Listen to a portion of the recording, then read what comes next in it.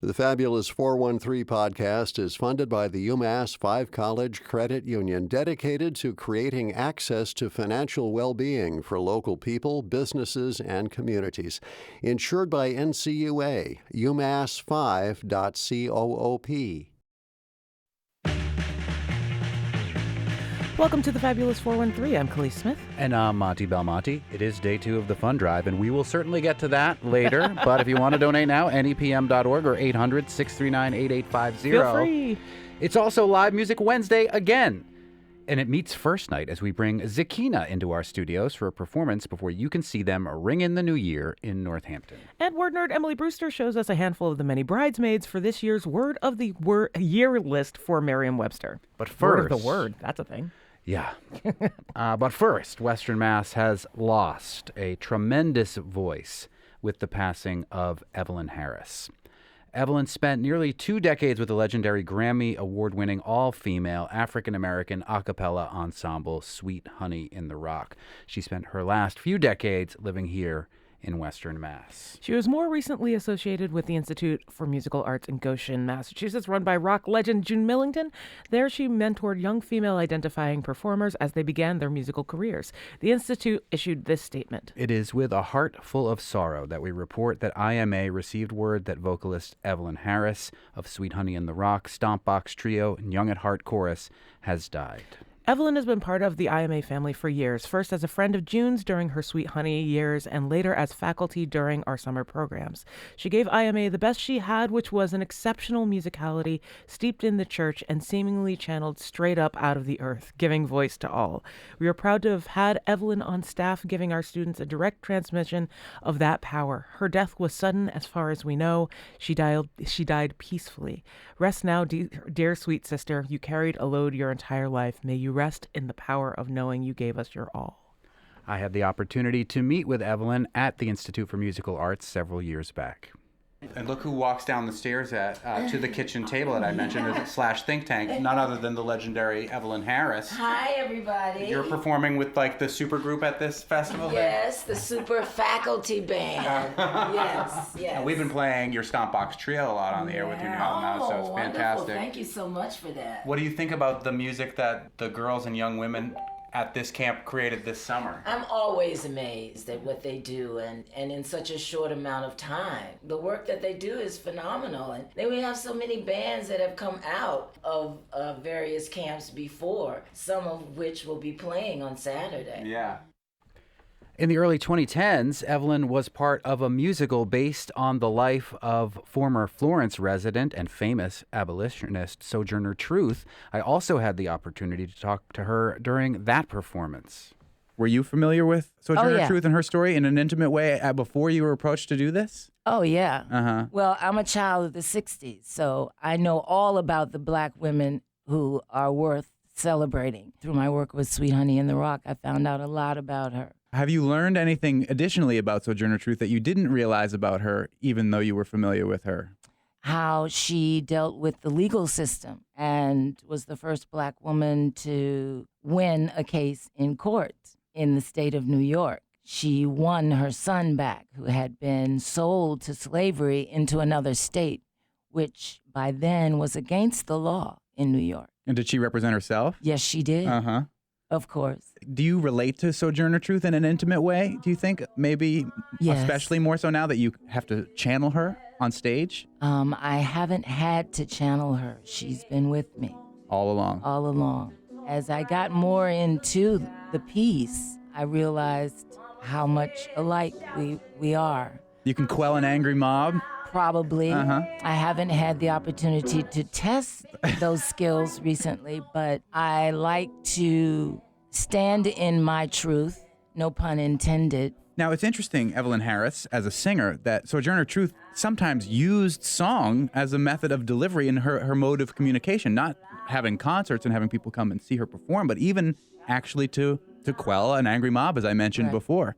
Is that an aspect of her that you were familiar with? The power of music? Well, that is black people. We don't separate music from walking. We don't separate singing from talking. 20 years I've been a slave. I know I gotta be free. It's not me. And that's actually tied to how I got in contact with Evelyn in person. Evelyn was one of the actors in a production that I directed for Colored Girls Who Have Considered Suicide When the Rainbow Is Enough, which is actually directly tied to how I ended up in radio, including being on your show when you asked me to do this. When she was supposed to join me and didn't. Yes, quick backstory. There would be no Fabulous 413 if it were not for Evelyn Harris, because Evelyn was supposed to be in a radio interview on WHMP based in Northampton about that For Colored Girls production that you were directing, but she wasn't able to come that day. So you came instead, and then after that interview, I was like, this person is compelling and charming. I wonder what their perspective is on music and rock and roll. And I asked you to be, if you were into music, and you became a DJ on the river basically right after that moment. So if it were not for Evelyn Harris not coming to that interview, there would be no Khalees on the Fabulous 413. But directing her was really, really interesting, and like getting to sing with her there and in other places, like my band, the Soul Magnets, backed her up for a couple of trance performances. And then afterwards, she had never seen us play before, and the first time she actually saw us play as like us, she took me aside and she's like, I always wondered why you never asked me back, and I saw you and I know why now. And it was like the biggest compliment I could get about me performing. Oh, am I gonna cry? Yeah, it's been a rough day around here for us. We know so many people that love Evelyn Harris and have loved Evelyn Harris, ourselves included. Yeah, and so this past October, I got to do the Tracy Chapman tribute at the Iron Horse alongside her, and got to sing with her again for the first time in years. And it was just like the joy of her being on stage, how much music just infused everything in her being, and being able to be adjacent to that and work with that was such a blessing. She is most famous for her time with Sweet Honey in the Rock, and Sweet Honey did post a video of Evelyn Harris performing with them at the Kennedy Center. Let's play a little bit of that clip. I guess she calls herself a country singer. Mickey Guyton wrote a song last year called Black Like Me, and I love the song. I also love the picture online. It's a black screen with the words Black Like Me.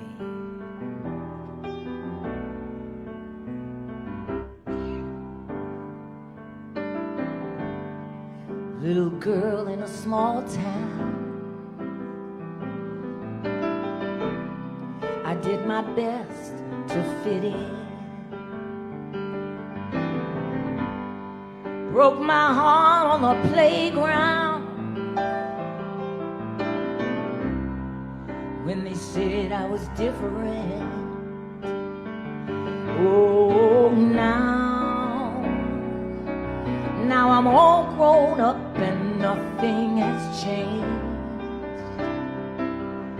It's still the same. It's a hard life on easy street, just white paint and picket fence as far as he can see. If you think we live in the land of the free, you should try to be black like me. That is the great Evelyn Harris, who passed away yesterday, performing at the Kennedy Center with the multiple Grammy Award-winning Sweet Honey in the Rock. Every performance of hers, like I said, she was a diva, but like the way she commanded a stage was a thing to behold. And her eyes Yeah. were stunning. She had the most stunning eyes.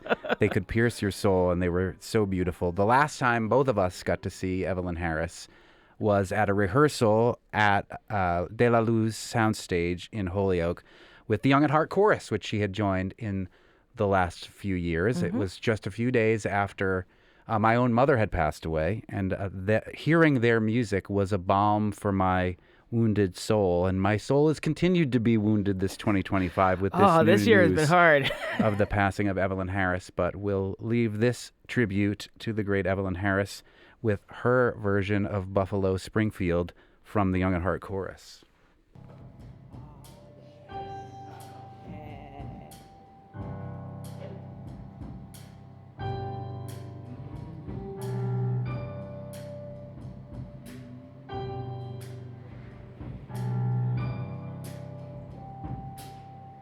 There's something happening here. What it is ain't exactly clear. There's a man with a gun over there telling me I got to beware. I think it's time to stop. Hey, what's that sound? Everybody look at what's going down.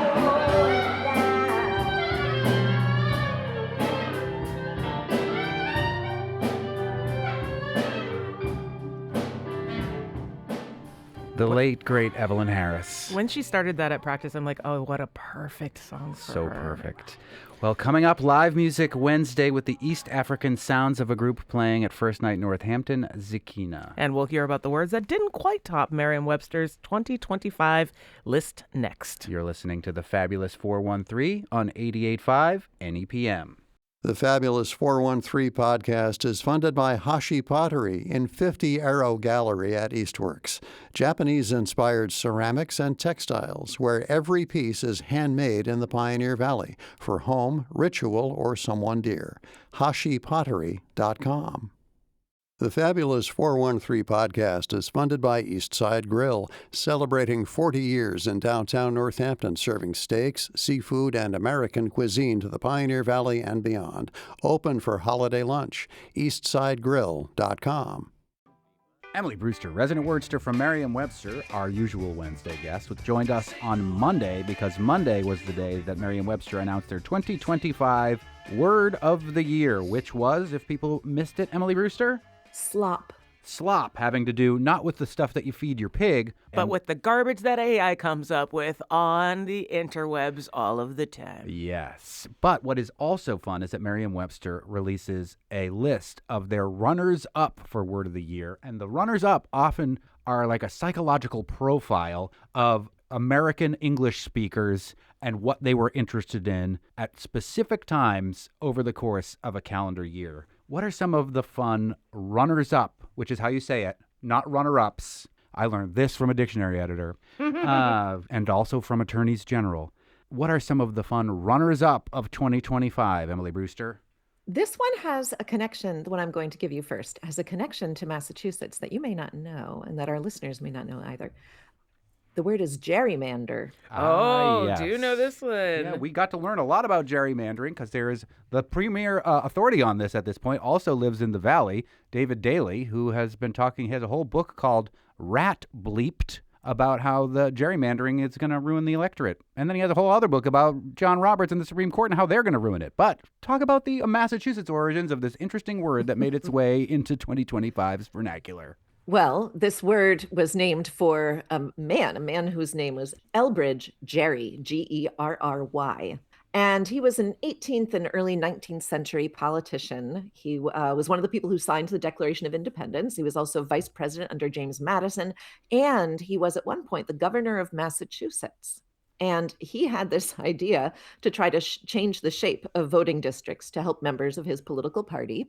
And I mean, I wasn't there, but I picture them all in this room because he apparently drew this shape. And someone came up and put wings and a head on it and said, oh, see, that will do for a salamander, because it looked like a creature like this. Another person who was there called out gerrymander, and that's how we got the term gerrymander. Named the salamander after the politician Jerry. That's right. Doing it in Massachusetts in the olden days and doing it in Texas and California and elsewhere in 2025. And if you missed, like, there was a brilliant fake ad about gerrymandering as, like, jewelry around the 2016 election. It looks like it came right out of the De Beers catalog. It's so good. Introducing Gerrymander, jewelry inspired by the most gerrymandered congressional districts in America. Whether you're Black, Hispanic, Asian, or just a Democrat, Gerrymander reminds you politicians have gone to amazing lengths to minimize your vote. It's all jewelry of the gerrymandered districts. Oh, yeah. So wow. It's so great. Yeah, there is a little gerrymandering that continues in Massachusetts, in my humble opinion, in favor of the Democratic Party. But when you look at it compared to other maps, it definitely looks at least somewhat sane. Mm-hmm. What are some of the other runners-up for word of the year, Emily Brewster? A very informal term that is new to our dictionary, but that was very significant this year is the idiomatic phrase touch grass. I love that one. Our friends, the The Mammals, Mammals. released an album in 2025 called Touch Grass. But if people are not in touch with the kids these days, what does touch grass mean? Touch grass, not kids. Yes, please. We define it as to participate in normal activities in the real world, especially as opposed to online experiences and interactions. Where you may experience the Merriam-Webster word of the year, slop. But you may experience the original definition of slop when you touch grass, because that had to do with wet mud. That's right. That's right. Originally wet mud. Yes. But now touch grass is something, sometimes it's an insult. You'll tell somebody, well, you see people in comments online. If somebody says something that is especially absurd or that seems very informed by conspiracy theories, say, oh man, you just need to go touch some grass. But people also have begun using it to say something that they themselves need to do or that it feels really good to do. So spending time out in nature, touching grass being like a personal goal. Is touch grass, as both of those words together, already in Merriam-Webster's dictionary? It was added is. really recently. Oh, yeah. Okay, good. Because I was going to say, did they look up touch and then grass? But they are looking up the two-word phrase, touch grass. That's right. Okay. Yes. I was looking at another dictionary's word of the year, and touch grass is very adjacent to biohack from Oxford's shortlist. Ah. What are some other runners-up, Emily Brewster? Conclave. Oh, interesting. Hey, we had a double whammy of that one in Yeah, we this did. last 12 months. That's true. Right. And this is a good example of one of those words that has a huge spike, but for two very particular reasons that aren't really tied to kind of an overall sense of what the year 2025 was. The word spiked because of a movie called Conclave. And then also when Pope Francis died and a new pope was elected, the meeting in which that election happens when it's discussed is called a conclave. Fascinating that there would be two. It was just weird and ironic that there was a movie Conclave that was very well decorated and great, I think. And then also they really needed to do one right away. Yeah. I got a little conspiratorial about it, and then I touched grass, and then I was no longer going down that road. Do you want to guess at what the Latin word conclave, which is the source of our word, what it means? With Claves. It actually means room that can be locked up. Oh. So it's a jail. well, and that's how they do it, kind of. Yeah, no, you're stuck in there, right? Until, and nobody else can be in there, of course. The clave part comes from clavis, meaning key, which is related to the word clavicle. Because is it because of like a long bone that looks like it could be a key, Yeah. or you can break it easy like a lock, which I can't break easy, but I like to think I can. And gets you directly into all of the ways that Romance languages say key, which all come up from the last part of it. They most of them drop the C part. Mm-hmm. Llave, Llaves. clave. Yeah. Okay. Cool. We have a key holder in our house that says "Aquí están las putas llaves," which I'm not going to translate into English, but if you're a Spanish speaker, it's a fun key holder. Emily Brewster, what are some more runners-up for Word of the Year 2025 from Merriam-Webster's dictionary? The official word of the year being slop, having to do with AI. Yes, one of the words on our list is indeed the word that you guessed for word of the year, Monty, 6-7. 6-7, which I believe dictionary.com, which is, I don't want to throw another dictionary into the bus, but a garbage dictionary, was their word of the year. They just declared it word of the year. And I thought for sure this was going to be the word of the year because everybody says it. And I know most people have no idea what it means. It doesn't mean anything. Because basically it doesn't mean anything. It doesn't mean anything. Tell us about 6-7 from Merriam-Webster's perspective. It doesn't really have much of a meaning, and it is in a lineage of words that don't really have much meaning, but that get called out or yelled out or whatever. It was a word that flummoxed many, many people, except those who used it, which is basically all of Generation Alpha. Yeah. They would often repeat it in a sing-song voice. So my 9-year-old would say 6-7. 6-7. And there's a hand gesture that goes with it. Yes. Right, I'm doing it. You can't see it, I but did it too. I am doing the 6-7. hand gesture Yeah. right now. The young other engineer for hockey has made up an entire language of hand symbols for the rest of the numeric. I love that. The rest Yeah, of we the need- number. I can think of good gestures for 6-9, let's say. Stop. Is there a definition of 6'7" for people to look up in Merriam-Webster's dictionary, as it pretty much means nothing? It's part of a song that had to do with a basketball player. 6'7", I just bit right on the highway. It exploded like wildfire in 2025. What does it say when you look up 6'7" in Merriam-Webster's dictionary? I've been waiting for this moment all It says a nonsensical. So it is only covered under our slang words. So we have a new section at merriam-webster.com that it's probably not apparent to many people because you can type it in the search bar and you will get an entry, but it is not in the official merriam-webster.com dictionary. But because we have an entry for it, we can see how often people are looking it up, and people looked this one up a lot. We define it as an interjection and say that it is a nonsensical expression connected to a song and a basketball player. Like, it doesn't even mean a lot, like when you say 5011. I don't even know what that means.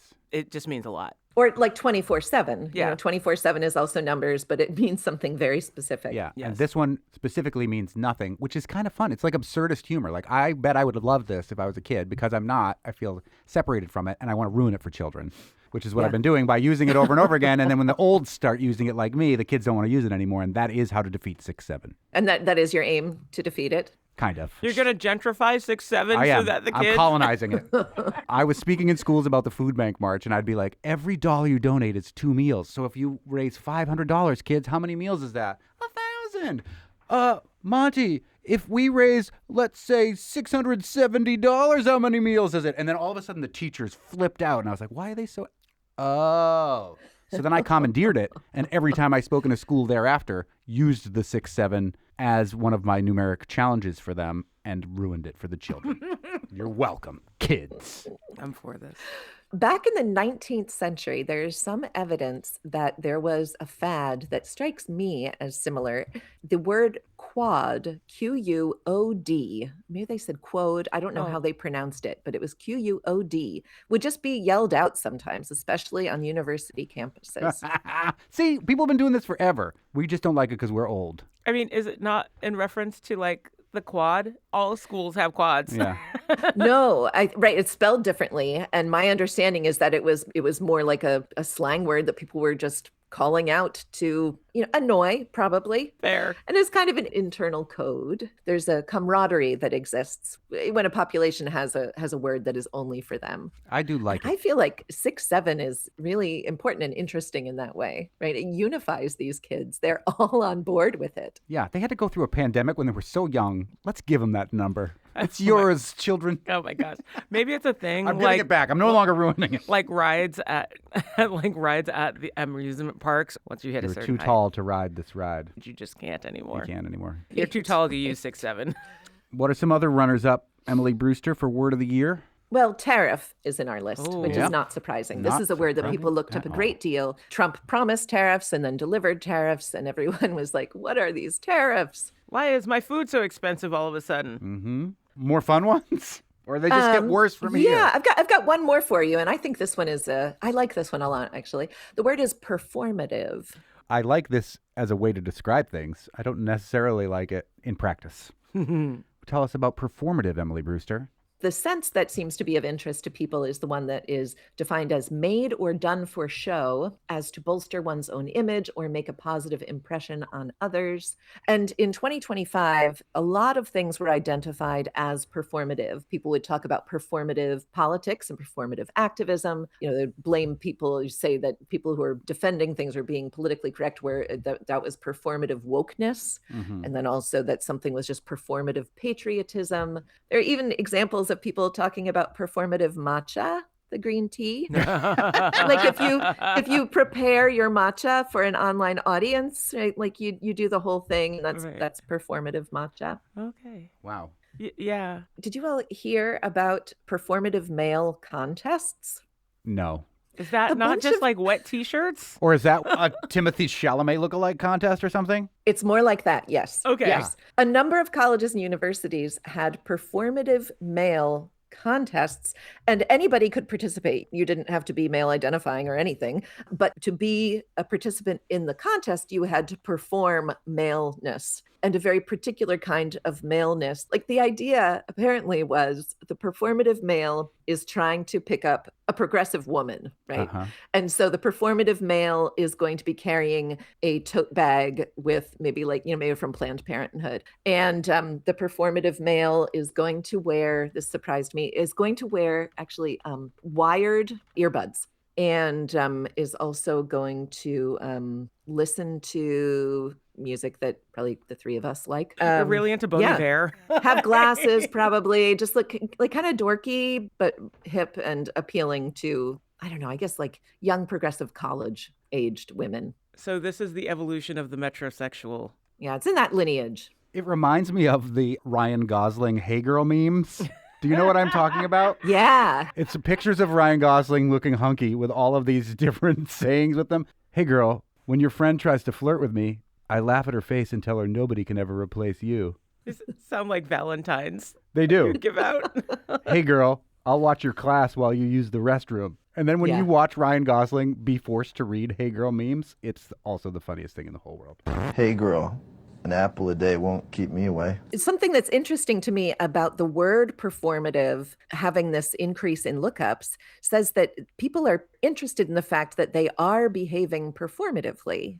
There's some self-awareness there that I think is to our credit, right? That people are thinking about this thing of maybe I don't want to be so performative all the time. Maybe I don't want to think all the time about how I'm drinking my tea looks. Don't do the 2022 Merriam-Webster Word of the Year, gaslighting. Do the 2023 Merriam-Webster Word of the Year, authentic. So that you're not being the 2024 Word of the Year, polarizing, and you're also not going to be lumped in with the 2025 Word of the Year, slop.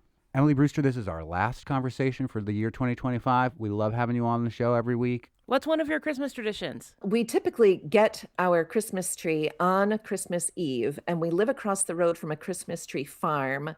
Basically, they're always sold out by the time we go over there, but they let us go anyway, and we just harvest some sad little tree that got rejected, and we drag it home with us across the street. It's a busy street. Be careful. But I love hiking over there and doing that. Yeah. It's very sweet. That sounds adorable. Well, we're looking forward to the beginnings of 2026 when I can make other bad guesses as to what the word of that year will be. Well, it's always a pleasure to talk to you too, and I look forward to talking to you more in 2026. And if you have questions for the dictionary going forward, thefab413@nepm.org, and we will ask Emily Brewster, our resident wordster from Merriam-Webster, the dictionary in Springfield. Thank you, Emily Brewster. Thank you, Monty. Thank you, Khalees. Such a pleasure. Up next, we'll hear a bit from East African influence Zekina for Live Music Wednesday. You're listening to the Fabulous 413 on 88.5 NEPM. The Fabulous 413 podcast is funded by Comfort Bagel, scratch-made artisan sourdough bagels, spreads, and sandwiches for breakfast or lunch on Main Street in Westfield and at their new location in Holyoke at 92 Race Street. ComfortBagel.com. The Fabulous 413 podcast is funded by Northeast Solar in Hatfield, specializing in solar installations, battery storage, and clean energy solutions tailored to the homes and businesses of Western Massachusetts. Northeast-solar.com. Welcome back to the Fabulous 413. It's Live Music Wednesday, and we're going to be highlighting some of the musical groups that you can see as part of Northampton's first night celebrations, starting today with Zekina. Zekina is a group of people who came from across continents and cultures to show that despite all the forces in the world that emphasize our differences and try to diminish and pull us apart, we can come together to make something beautiful and new. Uganda native Gideon Ampire draws you in with a variety of traditional East African instruments, all of which he builds himself. Those beautiful sounds meet the surrounding guitar, bass, and drums in a way that somehow feels both completely familiar and like nothing you've heard before. Fellow band members Mike Cardozo, Roston Kirk, and Kurt Esseli Diril, I'll get the correct pronunciation after from you, blend improvisation and dreamy textures under Gideon's soaring vocals. It all adds up to something truly unique, yet immediately accessible, getting you dancing and savoring the beauty of the present moment. And they'll be playing Northampton's first night on New Year's Eve this year. Welcome to the studio, the core of Zekina, Mark Cardozo and Gideon Ampire. Thank you so much for joining us. Thanks, Mike. Thank you. Yes. For having Also, thank you for drafting us into your percussion section. Yes, you have handed us percussion instruments made from vegetables. Yes. Gideon, what are these? Yeah, so those are made out of gourds, like pumpkin, but a little more heavy, like a little hard. And normally use them to accompany some of our instruments. So you have commissioned us to be the percussion section today. Sorry, won't be like paying you, but you That's can listen to the music. Somebody with your last You don't get name into may have made a music for the money. contribution during this hour when you're on here. I don't know if they're related to you or if I should say that, but Ooh, okay, good. I think that's my brother. Okay, they checked the no box wonderful. as to reading their name on the air. So I don't know. That's why we want you to say it, but I appreciate that. Anonymous person with the same last name as Mike Cardozo. 800-639-8850 or nepm.org. But let's hear a song before we get into our real chit chat. Thank you. So this is one of a new song on our album that we made during COVID. So this is Yo Yo.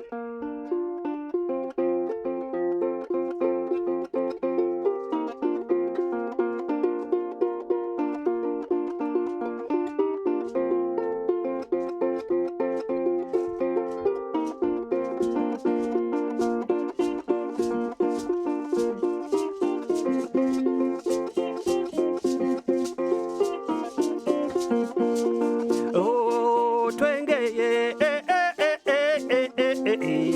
kajo tulo twengele kupala kujeri ye.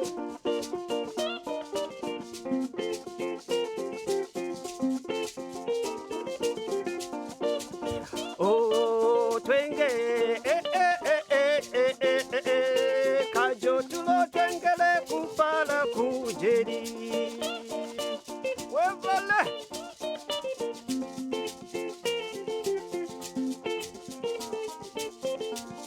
Oh, nalenda kitima Mungu ni kuwakuli, siambe wangu lembele Mungu ni kuwakuli yo.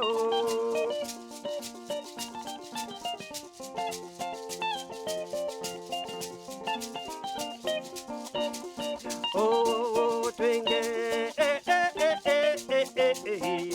kajo tulo twengele kupala kujeri. Wabala.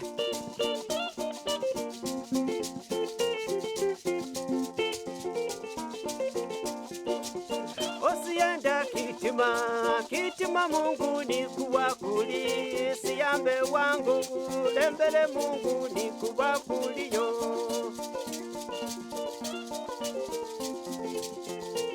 Poyo, mateke.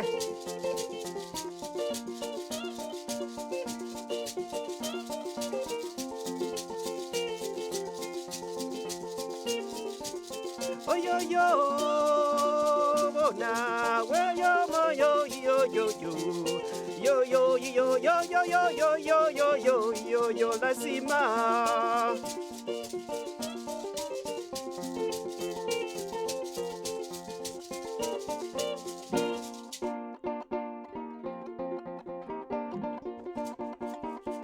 Oye,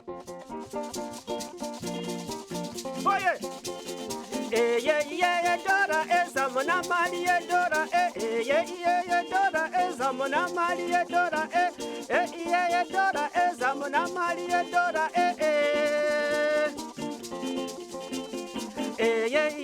Dora zamona mali Dora Dora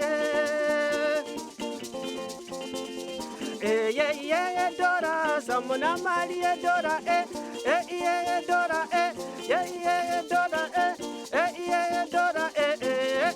Dora Yo yo yo, masi yo yo, masi yo yo, masi yo yo, masi yo yo, masi yo yo. Dora ezamona mali Dora Dora ezamona mali Dora Dora ezamona mali Dora Dora ezamona mali Dora Oh yeah. What, Peter? Like we rehearsed it. We didn't know when it ended. Come on, Khalees and Monty on percussion. But Mike Cardozo and Gideon Ampire from Zikina playing first night Northampton on New Year's Eve and playing for us here in the fabulous 413. That was incredible and a lot of fun to play with you. Thank Thanks you for letting us participate. Well, yeah, thank you. I mean, that was kind of dangerous having us on radio with a strict time frame because our thing is that's one of the, I think, the most fun things about playing this music is like, over the time that I've been playing with Gideon, we've had to learn about how culturally, I grew up in the U.S., played jazz and all these other things, and like the concept of structure, freedom, improvisation is different. So when we first met each other, Gideon was like, we're not going to play the same song twice. We're not going to know what's going to happen next. And the other three of us are sort of like, okay, we respect that, but we need a little bit of like a roadmap here. But maybe if we have like a hook that we maybe bring back sometimes. Yes. But definitely over the years, we've learned how to find the spirit, know what's going to happen, but also have like some looseness to it. So we're also definitely the band when you need to fill 30 minutes or 60 minutes or 90 minutes or 3 hours. We're going to keep that in mind. We can play whatever in any amount of time. That's Mike Cardozo, who's playing on the Telecaster, but Gideon Ampire, who is singing. First of all, is Ugandan the language that you're singing? Or? Yes, so we have multiple languages in Uganda. Right. This one language is just from one particular part. Mm-hmm. What's it called? So this is like Luo, the Luo people. But it's now things are spreading around that everyone kind of, picks up different words from different areas. But yeah. How many languages do you sing in? Normally I do 4 languages. That's pretty amazing. Yeah. Depending on what instrument I'm holding, normally it's from a different region, and so I have to sing in that region's language. You have built many of the instruments, basically all of them except for the Telecaster in here. Yes. What is the instrument that you're playing right now? What is it called, and what is it made of? The local name or indigenous name is Adungu, and it has 9 strings, but you can add more. It's made out of cow skin, and the rest is wood. It belongs in a category what we call the harp, so it's like a harp, but just a little more different. And there's variations depending on which part of Central Africa you're in, East Africa, so there's some variations. Mm-hmm. Wicked cool. You have 2 other instruments that you've brought here. Introduce us to your creations. So this one, I have one of this one. This is so let's just describe the other one. The first one that you were playing looks like a ship with sails on it, but it's a harp, and the bottom of it looks kind of like the boat. This one looks like a surfboard with strings, or maybe like a snowboard, I guess. Yeah. So this one here is a 1-string zither, Z-I-T-H-R, and it's mainly a storytelling instrument. This is mainly found in the region that we call the Great Lakes region of East Africa. So here I'm talking about... We have one of those too. Yes, yes. Well, you guys have Lake Victoria. I mean, Lake Superior, we have Lake Victoria. So, but yeah, so in Rwanda, Burundi, northwestern Tanzania, Uganda, and Rwanda, this is the areas where you find this instrument. So it's basically 1 string, mainly storytelling instrument. Normally played by people who are a little wiser than me, but so normally the elders tell stories to children around the fire. Mm-hmm. Passing on information from long ago to other generations, since our tradition is an old tradition. But we've been able to make it work with our arrangement with the band. I love it. Yeah, and Mike, your family is originally from Goa, but you grew up in New Hampshire. One of your relatives, it seems, may have made a contribution during this fun drive, but you're the youngest? Yes, I mean, we were just talking about how Khalees and I are both part of a clan of 6, so hopefully some of them are out there and can help out the station a little bit more. Well done. It's a prerequisite of them coming in, but we do appreciate it. But it's a long, convoluted story that we both have an East African connection, but that's not really how we met. I mean, how we met is more complicated. It's kind of a long story, but it had to do with us both. I went to Wesleyan University in Connecticut, so did Gideon. It wasn't at the same time, but we had a mutual friend who introduced us. And it was Lin-Manuel Miranda. Oh. No, it wasn't. Okay. Close. But then where do you live now? Because you're playing Northampton's first night on New Year's Eve. I live in Stowers, Connecticut. Yes, towards and Connecticut. I live in Northampton. Oh, so nice. So that's first the first night connection. Exactly. It's always a awesome tradition for me and the family. I have like an 11-year-old kid. We've been playing there for many years, and Yes. it's like since she was little, we've been in there seeing all these different awesome acts after we finish our set. And it's awesome to always be part of it. And it's awesome to come here because one of the things we always have trouble with is there in Connecticut. I'm in Northampton, and this is right in the halfway. middle. So we appreciate Perfect. that. Happy we could accommodate. When is your set on first night and where? It's 8 o'clock at the Unitarian Society. That is a good slot to have. It's a good room to play, too. Yes. Well, we should hear another song. Yes, we should. We're speaking with Mike Cardozo and Gideon Ampere from Zikina, who are playing first night in Northampton on New Year's Eve. Live Music Wednesday once again in the fabulous 413.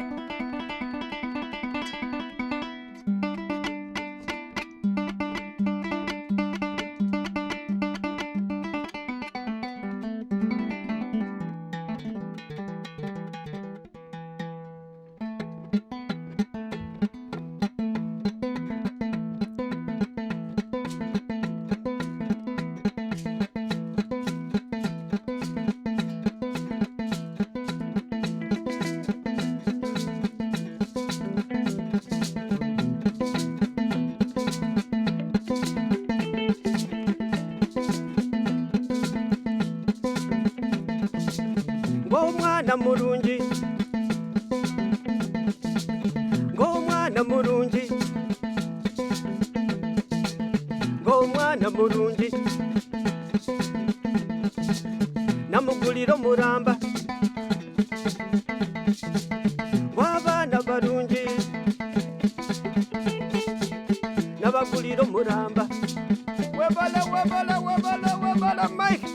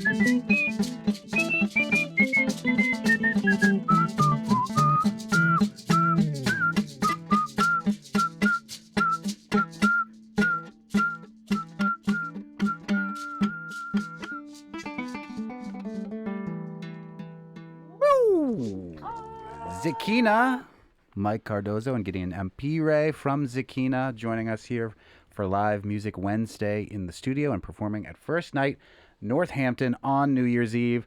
Thank you both so much for coming in and playing and for letting us come play your instruments, Gideon. Thank you so much for having us. Everything you've made is beautiful. It's so cool to have it in studio. It's truly an honor. On the next Fabulous 413, we'll speak with members of the Boston Pops about Tanglewood's Holiday Pops concert coming this weekend and how it heralds a new era of the Lindy Center on its campus, holding performances year-round. We'll also continue our glimpse of Northampton First Night performers with the Avant Extra public service saturated personnel of Bunny 20s. Plus our weekly chat with U.S. Congressman Jim McGovern. If you've got a question for the congressman, send it our way, thefab413@nepm.org. And before we bring you more of the fun drive, we bring you a little more of the late, great Evelyn Harris and her band, Stompbox Trio.